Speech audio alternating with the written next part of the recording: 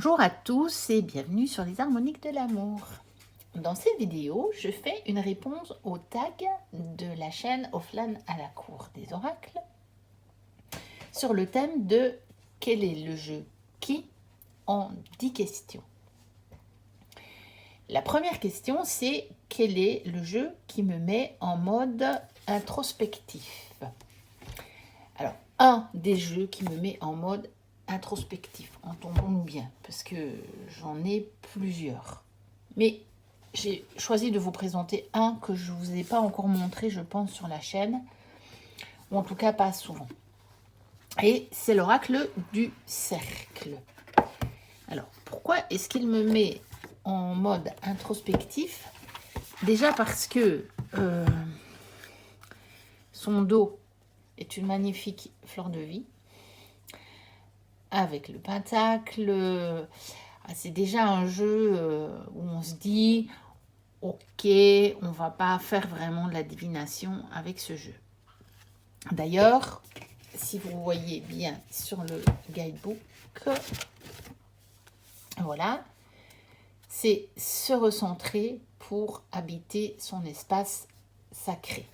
Donc fatalement, c'est le but du jeu, on va dire. Et il le réussit fort bien. Donc voilà, c'est un très beau jeu qui se tire en droit envers, puisque vous voyez qu'il y a des significations différentes selon qu'on tire les cartes en droit ou envers. Celle-là, elle ne se tire que comme ceci. Voilà. Donc c'est vraiment un très beau jeu avec un guidebook extrêmement intéressant et qui nous invite vraiment à plonger à nous-mêmes, en nous-mêmes, dans notre espace sacré. Donc ça, c'est le genre de jeu qui me met en introspection. Voilà donc pour la première question. Ensuite, quel est le jeu qui m'éblouit de sa magie? Alors là aussi, il y en a plusieurs. En fait, je vous dirais presque bien que tous les jeux m'éblouissent de leur magie. Et que pour moi, la cartomancie est vraiment mon moyen de prédilection pour me connecter à la magie de la vie.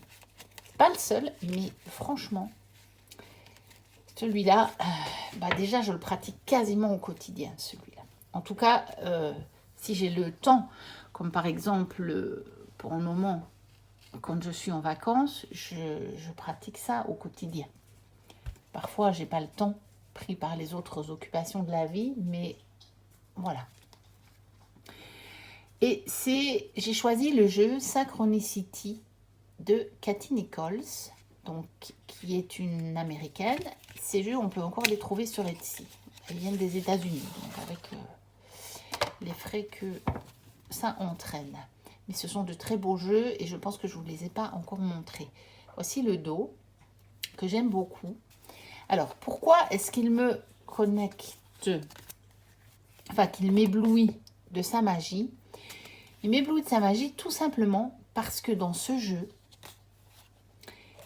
il y a parfois des détails qui me parlent totalement de ma vie quotidienne.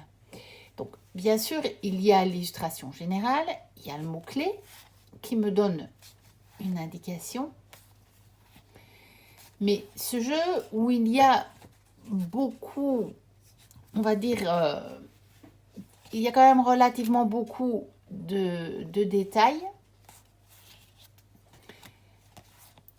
Généralement, j'ai un petit détail qui me saute aux yeux et qui me ramène à quelque chose de ma vie quotidienne. Par exemple, voilà, je vous montre cette carte qui est la carte donc de l'amour. Donc, on voit un couple dessus. Ça, c'est logique. Je veux dire, ça paraît vraiment une évidence. Mais vous voyez, par exemple, il y a des étoiles. Donc, on voit un ciel étoilé. On voit des étoiles plus proches et des étoiles plus lointaines. Alors là, pour le moment, ce n'est pas un tirage, donc ça ne me parle pas. Mais ça peut être le genre de détail qui pourrait me dire « Ah, mais regarde, tu vois les petites étoiles là, c'est ça ta réponse, tu vois, tu peux la relier à tout ça, tout ce que tu vois sur la carte. Et du coup, ma réponse, elle est non seulement plus détaillée, mais en plus, elle est confirmée. Et je sais que je ne me trompe pas dans l'interprétation de ma carte. Et par exemple, vous voyez, ici, bon, évidemment, là, c'est en lien avec ça, mais il fait me shooting stars. Donc, par rapport aux étoiles. Mais parfois, il y a encore d'autres détails sur ces cartes-ci. Voilà, par exemple, on a cette carte-ci, on a le personnage qui affiche des choses au mur, mais on a une ville, déjà, une ville de nuit, on a une chaise. Alors, il faut que je regarde. Non, il n'y a rien de spécial sur la chaise. Je vous ai déjà dit, à travers l'objectif de mon téléphone, parfois, j'ai du mal à voir les détails. Je vois mieux sur la carte en dehors. Donc, parfois, je regarde en dehors. Donc, voilà. Il y a des tas de choses. Ici, par exemple, on a un éléphant, mais on a plein de petits détails, de petits symboles différents. Bon, voilà, je pense que vous avez compris le principe. Et il y a encore une autre chose avec ce jeu. C'est que Cathy Nichols propose un tirage avec un dé qui est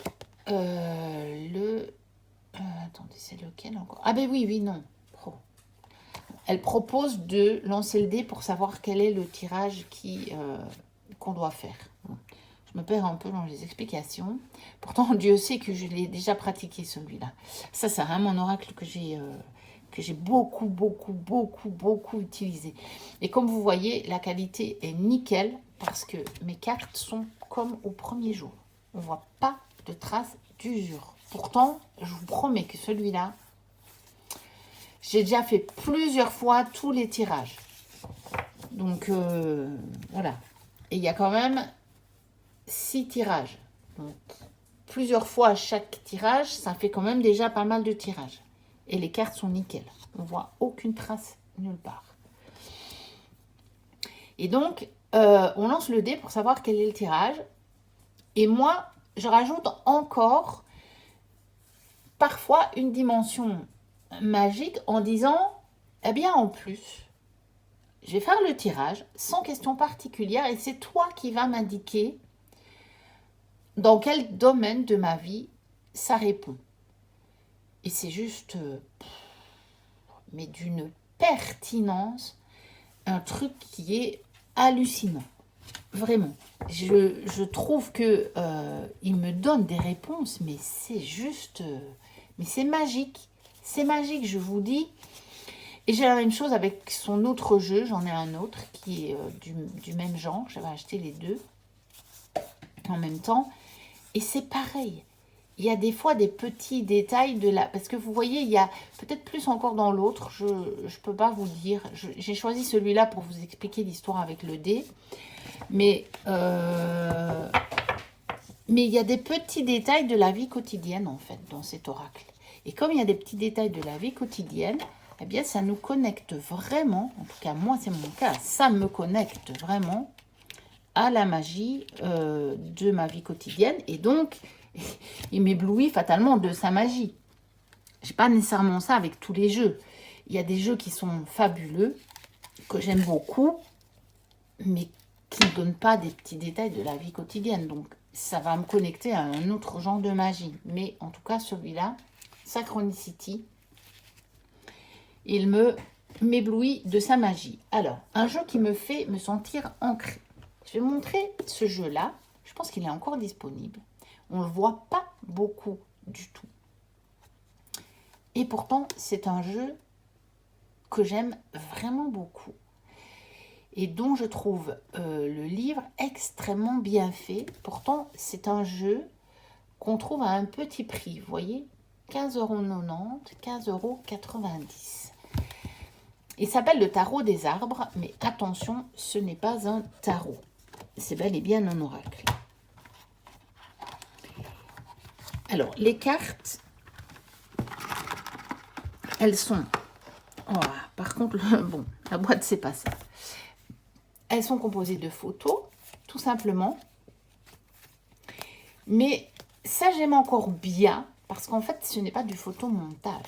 Ce sont des photos. Ça n'a pas été retravaillé. Enfin, peut-être ça a été retravaillé au niveau de la luminosité ou ce genre de choses, je ne peux pas vous dire, mais il n'y a pas de photomontage. Et donc, je trouve que ça connecte très très bien à l'énergie du coup de l'arbre qu'on voit sur la carte.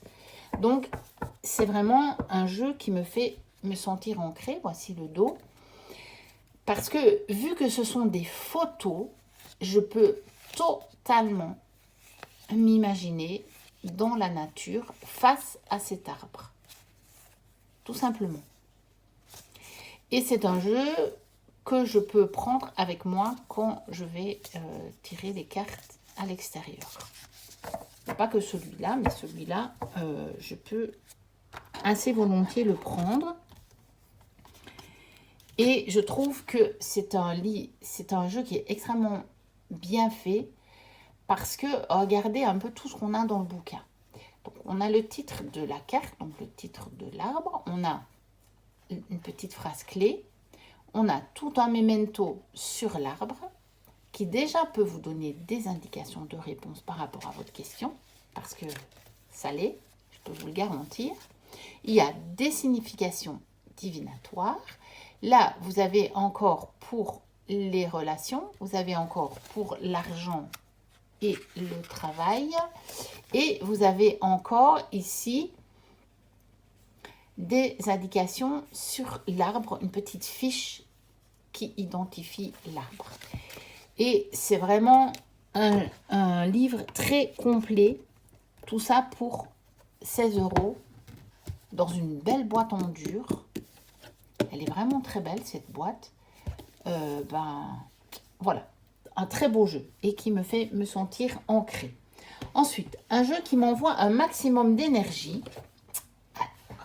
C'est celui-ci. C'est pas le seul, mais celui-là, je dirais quand même bien qu'à mon avis, de ma collection, pour ce sujet-là, ça doit être vraiment mon préféré. C'est donc l'oracle à haute vibration. D'ailleurs, bon, voilà, il a une haute vibration, donc eh bien, il m'envoie un maximum d'énergie. On est bien d'accord. Il a une jolie tranche comme ceci. Le dos, déjà, m'envoie énormément d'énergie parce que je suis vraiment connectée à cette géométrie sacrée qu'est la fleur de vie. J'adore. Et ce sont des cartes qui m'envoient vraiment, mais vraiment beaucoup d'énergie. Il est vraiment bienveillant. Il est tellement bienveillant que toujours il me rebooste en fait ce jeu. Déjà, il a des couleurs très revigorantes. Les couleurs sont très vibrantes. Donc évidemment que rien que par les couleurs, il m'envoie énormément d'énergie. Voilà, c'est vraiment un jeu que j'aime énormément. Et certainement, peut-être le top des jeux qui m'envoient le plus d'énergie. C'est peut-être pas le seul, mais probablement qu'il est numéro 1. Ensuite, un jeu qui me rend créatif. Alors, j'ai sorti celui-ci. Le tarot des rêves de Gaïa. Pour 2 raisons, il me rend créative. La première, c'est que, encore une fois, ce sont des cartes sur lesquelles il y a beaucoup de détails. Voilà, par exemple, sur celle-ci, on a le personnage principal, mais on a la chouette, on a ce qu'elle tient en main, on a le chat noir, on a l'arrière-plan, on a encore des bougies. Ici, on a la toile d'araignée, on a l'araignée. Donc déjà, imaginons que je veux faire du journaling, que je veux noter des choses sur mon tirage, j'ai quand même pas mal de sujets à explorer. Ça, c'est certain. Et il y a pas mal de cartes qui sont comme ça. Celle-ci, par exemple, c'est le cas aussi. Il y a des tas de choses sur la carte. Il y en a où il y a moins de choses. Hein. Celui-ci, il y a quand même déjà plusieurs choses aussi. Sur celle-ci, il y a peut-être un peu moins. Mais bon, il y a une opposition de couleurs, il y a quand même les masques, il y a quand même les détails. Enfin, il y a sur ce jeu énormément de détails, de symboles qui peuvent vraiment m'inciter à explorer beaucoup de pistes, à explorer beaucoup de choses par rapport à la carte. Mais en plus, c'est un jeu dont j'utilise le livre, parce que c'est un livre. Et alors, une fois qu'on se plonge dans le livre, alors là, ça vous parle tellement, parce que pour chaque carte, on a 1, 2, 3, 4, 5 pages pour chaque carte. Donc, fatalement, si dans tout ça, je ne trouve pas des choses à écrire, à me plonger dedans et à explorer, je serai quand même bien difficile, on va dire. Donc, voilà, le jeu qui me rend créatif. C'est pas, de nouveau, encore une fois, c'est pas le seul, mais bon, je ne vous l'ai pas encore montré. Et puis, j'ai vraiment eu envie de le ressortir, parce que c'est un jeu magnifique que je ne sors pas assez souvent. Parce qu'au départ, je voulais l'utiliser comme un tarot, et en fait, ça ne fonctionne pas. Parce que même s'il comporte à peu près le nombre de cartes d'un tarot, mais il en a un peu plus, il y en a 80, il y a 81 arcanes. Il a une structure de tarot, mais qui lui est propre. Et donc, il faut vraiment que je l'utilise comme un oracle. Et là, il est magnifique. Et franchement, il est prolifique. Et la question suivante, c'est un jeu qui me donne confiance en moi. Alors, les jeux qui me donnent confiance en moi, pour le moment, ce sont les tarots qui sont des clones du Rider. Parce que j'ai quand même beaucoup utilisé le Rider, j'ai beaucoup travaillé sur le Rider. Et quand j'ai vraiment un clone du Rider, ça me met en confiance parce que j'ai toujours quelque chose auquel me raccrocher. Si ce n'est pas l'illustration, ça va être la signification du Rider que je commence quand même à pas mal maîtriser. Et donc, ce jeu est un clone du Rider. C'est pas le seul. Hein. C'est pas le seul. Bien sûr que c'est pas le seul. J'en ai d'autres. J'en ai plusieurs, vraiment. J'aurais pu sortir le tarot renard, j'aurais pu sortir le bout tarot. Dans la même collection, celui-ci, j'aurais pu choisir le téléma. Mais on le voit plus souvent, je trouve. C'est pour ça que j'ai choisi de vous montrer le tarot Arcanum, du coup, de chez Lo Scarabeo. Et je vais quand même vous dire de qui c'est. Bon, ben évidemment, là, on ne le voit pas. Allez, elle a fait plusieurs jeux. Voilà, c'est Renata Lechner. Ou Lechner. Je ne sais pas trop comment on dit. Je pense que c'est une italienne, mais du coup, son nom n'est pas très italien. Donc, voilà. Un clone du Rider.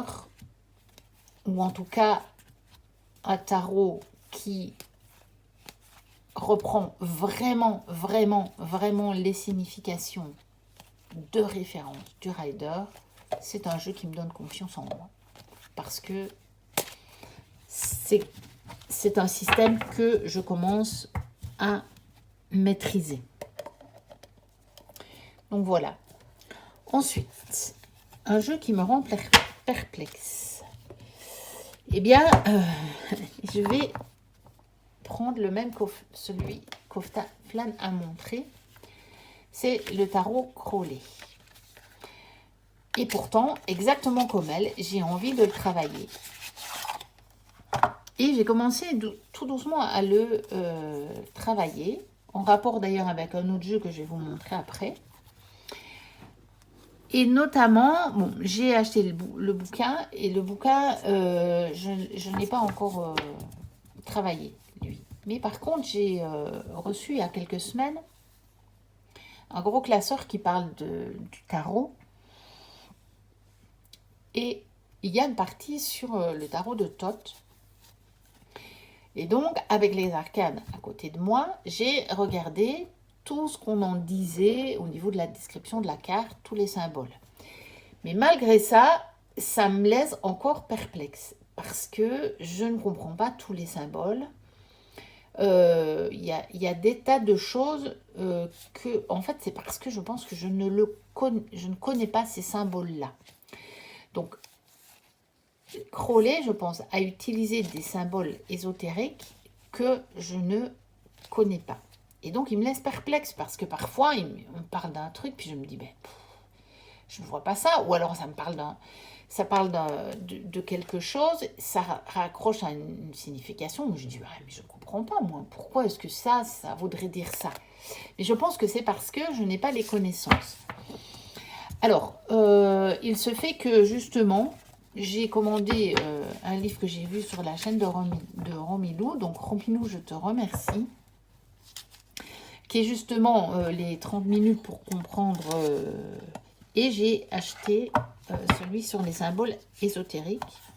Je viens juste d'aller le chercher. Donc, je vais me plonger dedans. Et peut-être que ça va m'éclairer sur le tarot Thoth, le tarot de Crowley. Parce que franchement... il me laisse perplexe, effectivement. Mais je pense que c'est parce que son symbolisme est déjà très fort, est très chargé, et que ce n'est peut-être pas un symbolisme qu'on connaît dans notre culture ici occidentale. Alors, par contre, un jeu qui me fait lâcher prise, c'est celui-ci.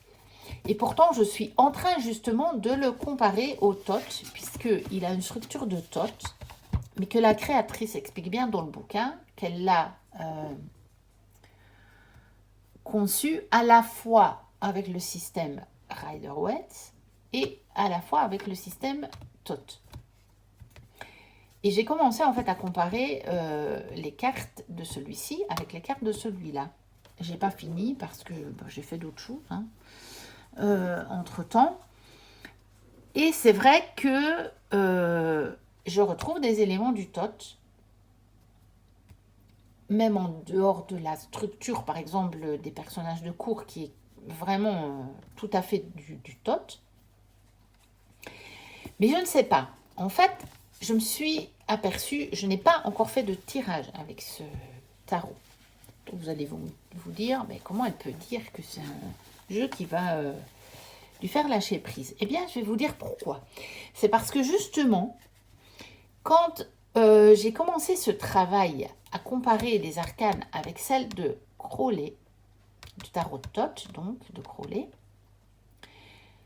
je me suis dit, ah oui, là je retrouve l'élément du Thoth, mais il y a tellement d'autres choses qui me parlent sur la carte que je sais d'ores et déjà que c'est un tarot qui va me parler par ses illustrations. Et je vais lâcher prise. Je ne vais pas me référer nécessairement au Thoth. Je ne vais pas me référer nécessairement au Rider-Waite, que pourtant je retrouve dans les cartes. Je vais faire ce travail en tout premier lieu. Je vais d'abord comparer toutes les cartes avec le Thoth. Ensuite, je vais prendre un Rider-Waite classique, donc pas un clone comme je vous ai montré, vraiment le Rider-Waite de base, et je vais aussi passer toutes les cartes en vue et faire une comparaison. Et en gardant le Thoth à côté. Je vais vraiment faire une comparaison entre les trois jeux. Et après ça, je sais que je vais totalement lâcher prise et me laisser porter par les illustrations du jeu. Voilà, j'aurais probablement emmagasiné des infos en faisant mes comparaisons. C'est juste, j'ai envie de le faire. Hein. Je ne sais pas pourquoi je fais ça. Je ne fais pas ça avec tous les jeux. Hein. C'est le seul jeu avec qui j'ai entrepris ça. Hein. mais j'ai envie de le faire. Et après, je sais que je me laisserai totalement porter par les illustrations. Et me reviendra ce qui doit me revenir et ne me reviendra pas ce qui ne doit pas me revenir. Et vous voyez, il est toujours dans l'ordre parce que je ne l'ai pas encore utilisé. Donc, le Lovely Tarot. Ensuite, un jeu qui me vide de mon énergie. Et donc, je l'ai pris dans le même sens qu'Oflan. Donc, c'est un jeu qui me fait aller vraiment au plus profond de moi, on va dire. Et pas un jeu qui me laisse après épuisé, parce que si je possédais un tel jeu, je ne l'utiliserais pas. Je vous le dis franchement. Parce que je n'en verrais pas l'utilité. Je ne verrais pas l'utilité d'un jeu qui, après, me laisse totalement épuisé au niveau énergétique, ou au niveau physique, ou au niveau mental. C'est pas pour ça que j'utilise les jeux. Donc, je ne l'utiliserai pas. Mais celui-ci, un petit peu à la manière de la vision qu'a donnée Oflan, peut me faire aller tellement profondément en moi-même que, effectivement, quand j'ai terminé le tirage, j'ai pas envie de me remettre à tirer les cartes, soit sur un autre sujet, soit sur le même sujet, ou voilà.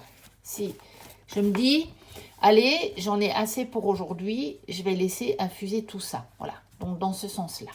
Et donc, c'est le jeu Les Chemins de Qumran, qui est un jeu absolument merveilleux, et notamment pour faire du shadow work. Donc, c'est un jeu qui se compose de 3 séries de questions, de cartes, pardon. J'ai dit questions parce que justement, il y a une catégorie questions, et que on l'utilise en tirant les cartes de chaque catégorie.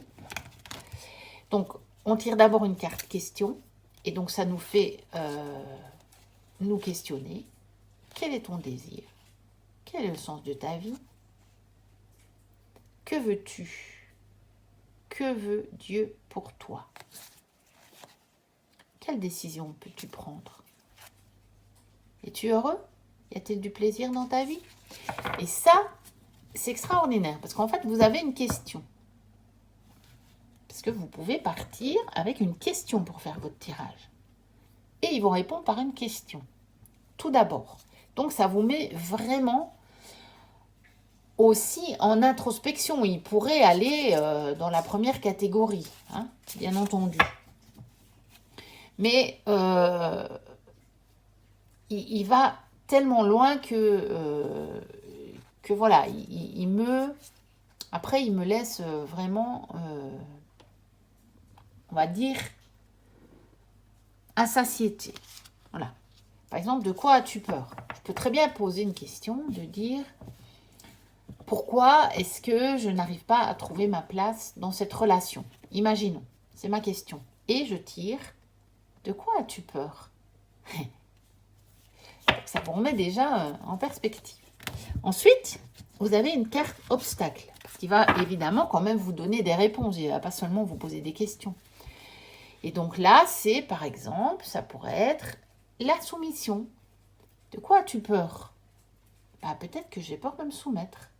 Ou j'ai peur, justement, oui, de me soumettre par rapport à l'autre, alors que je n'en ai pas envie. Peut-être que j'ai peur de mon mental, par contre. Donc, j'ai peut-être peur de ce que mon mental va me dire, alors que je sais très bien que si je fonctionne avec mes ressentis, avec mon âme, avec ce que mon cœur me pousse, avec ce que je suis poussée à faire ou à dire ou à comment me sentir, ça va aller. Voilà. Alors, vous avez d'autres choses, hein. La matière est dangereuse. Je n'ai pas le droit d'être heureux. En fait, ça vient changer, c'est mourir. Ça vient, en fait, les obstacles, vient vous révéler toutes vos croyances limitantes. Donc, ça va loin. Parce que parfois, vous vous dites, bah ouais, en fait, c'est vrai. Et il tombe juste, hein, ce jeu. Il tombe, mais tellement juste. Voilà.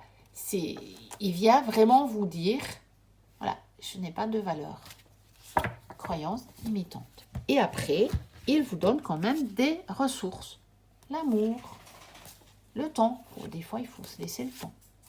La contemplation, peut-être qu'on peut faire un peu de méditation, ou ça peut être aussi, je vais observer la situation autrement. Hein. J'ai la ressource de contempler cette situation d'une autre façon. Le pardon, je peux me pardonner, comme dans le tirage que je vous ai fait pour les énergies de la semaine. Je peux me pardonner, je peux pardonner à l'autre. Donc, voilà, ce jeu est extrêmement complet, ce jeu est extrêmement pertinent. Et il va tellement au fond des choses, il va tellement au fond de vous, que je pourrais dire qu'il me vide de mon énergie, dans le sens où après, je n'éprouve plus le désir d'aller plus loin, réellement. Et on arrive à la dernière question, un jeu qui me fait sortir de ma zone de confort. J'ai hésité, j'aurais bien pris le tarot des abysses, qui n'est pas dans la même catégorie dans la vidéo d'Offline. Mais finalement, j'ai pris celui-ci, qui peut-être me fait sortir encore plus de ma zone de confort, dans le sens où il y a beaucoup de détails sur les cartes, que celui-ci, au contraire de celui-ci que je vous ai montré et qui me donne confiance, parfois j'ai un peu plus de mal à trouver le rapport avec le tarot. Mais c'est pas grave, parce que en fait, je l'ai acheté pour ça. Je veux dire, parce que c'est un tarot qui me donne une autre vision, justement, des significations des arcanes. Et donc, en ça, il est extrêmement intéressant. Mais il me fait sortir de ma zone de confort, dans le sens où, pour le moment, en tout cas, ce n'est certainement pas un tarot que je sortirai pour vous faire une guidance en vidéo. Parce que parfois, c'est un peu comme l'autre, il me laisse perplexe.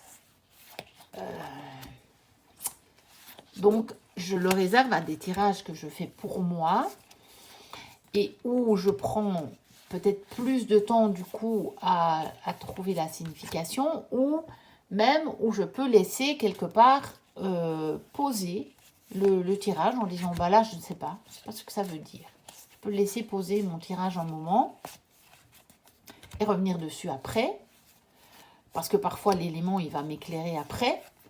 Mais bon, quand je fais une guidance en vidéo, ou si même je suis amenée à faire une guidance à quelqu'un, ça va pas le faire, parce que je vais pas redonner la réponse 3 heures après, ou même 3 jours après. Et donc celui-là, il me fait vraiment sortir de ma zone de confort, parce que je n'ai pas toujours des réponses immédiates avec lui.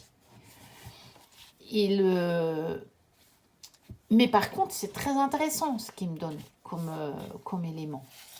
Mais c'est pas immédiat. Donc, ça me fait sortir de ma zone de confort, parce que parfois, je me dis, oh non, je ne vais pas prendre celui-là, parce que peut-être que je ne vais pas avoir ma réponse tout de suite. Donc, des fois, j'ai pas, voilà, ça me challenge. Mais quand c'est des choses pour moi, je le prends quand même. Je me dis, si, je vais le prendre et je vais bien voir ce qu'il a à me dire.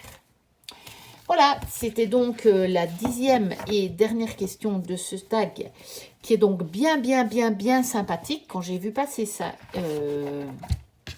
dimanche, je me suis dit, oh mais ça j'ai trop envie de le faire, ça va être trop amusant. Et j'avais justement du temps encore cette semaine, et je me suis dit, il tombe à pic, il tombe pile poil au bon moment, parce que j'ai le temps de le faire, j'ai le temps de chercher les jeux, j'ai le temps de faire tout ça, j'ai le temps de tourner la vidéo.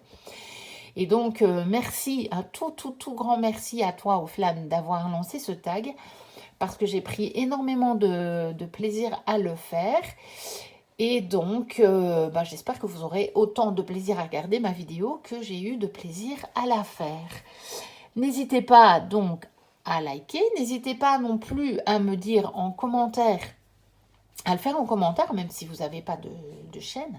Si vous avez une chaîne, taguez-moi, comme ça j'irai voir vos vidéos avec grand plaisir. Enfin, si YouTube veut bien taguer, parce que les derniers temps, j'ai encore eu des soucis pour taguer certaines personnes, ils ne voulaient absolument pas. Et puis, n'hésitez pas à vous abonner si vous n'êtes pas déjà abonné, si le cœur vous en dit, bien entendu. Il n'y a aucune obligation. Je vous dis à très très très bientôt pour d'autres vidéos. Et d'ici là, portez-vous bien. Bye bye.